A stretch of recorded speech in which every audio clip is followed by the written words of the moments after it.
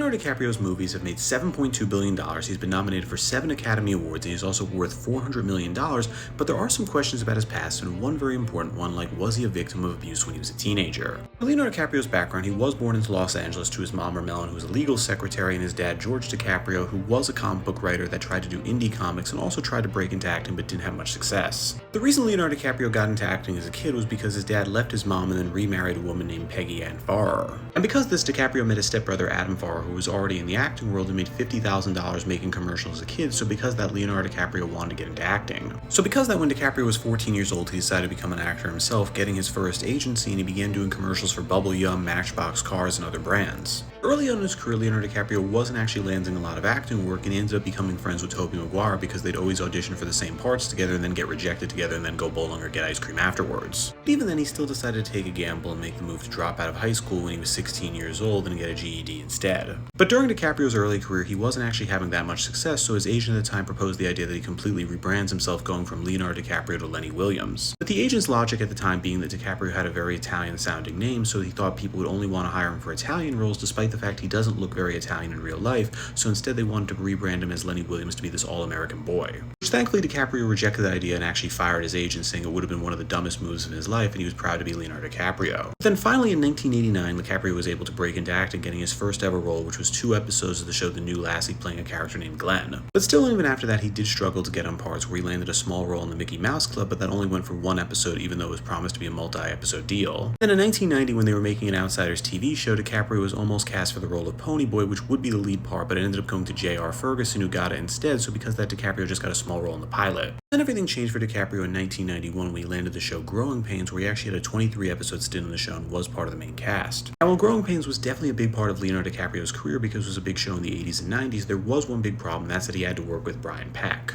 Brian Peck, he is a convicted child abuser where he worked with kids and teenagers as a dialogue coach for many years, including on the show Growing Pains. While there are many known victims of Brian Peck, one that he actually got convicted for was Drake Bell, who said that he began assaulting him when he was just 15 years old while filming the final season of The Amanda Show and also during the first season of Drake and Josh. Where Drake Bell would explain that he was assaulted by Brian Peck multiple times when he was a teenager due to his acting auditions, which Brian Peck would lead, and he was left in a room alone with him. And Brian Peck wasn't busted until about 6 months later, where Drake Bell revealed to his girlfriend's mom what was going on after she started asking questions, and Brian Peck was arrested. But still, Brian Peck was able to avoid prison, and because Drake Bell wasn't willing to go public on what happened with him, Brian Peck actually found another job working on the set of Sweet Life of Zack and Cody just 1 year after he was arrested for what happened on Drake and Josh. And knowing what we know now about Brian Peck, this footage of him with Leonardo DiCaprio behind the scenes of Growing Pains has definitely not aged well. You see, we draw drawings of each other.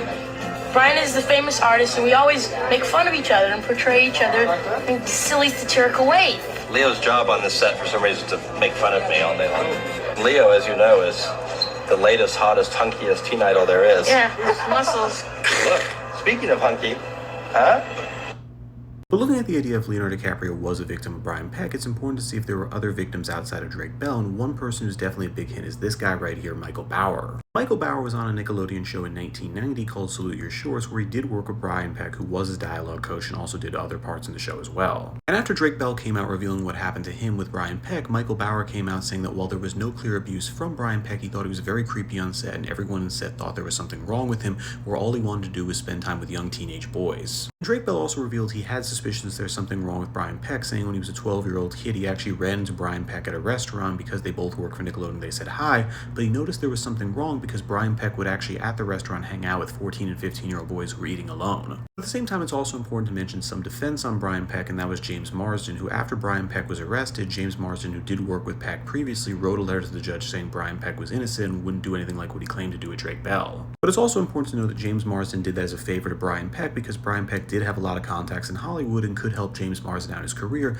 but now 20 years later, James Marsden hasn't defended Brian Peck at all and has been completely silent on the issue. But now many people are trying to say that Leonardo DiCaprio's behavior dating is actually a big sign that he was actually impacted by Brian Peck, with one example being why he's always dating women that are 19 to 24. Where a common side effect of people who were victims when they were teenagers is they like to date younger because it's what they're used to, and they also are against the idea of getting married or having kids because they don't like long-form commitment. But probably the biggest indicator something went wrong making Growing Pains was how quick Leonardo DiCaprio was to leave, where even though he was offered a bigger role in the show, he turned it down when he got cast in the movie Boy's Life, and at the same time that movie actually said he could still work on Growing Pains, but he chose not to. At the end of the day, we're never really going to know what happened without Leonardo DiCaprio or Brian Peck coming out and admitting to something, which neither of them will ever do, but still, ultimately, this is a sign that a lot of people, even very big people, could be victims in Hollywood, and we have to be watching out for that. And with that, I'm Charles Parla. Please subscribe to learn something.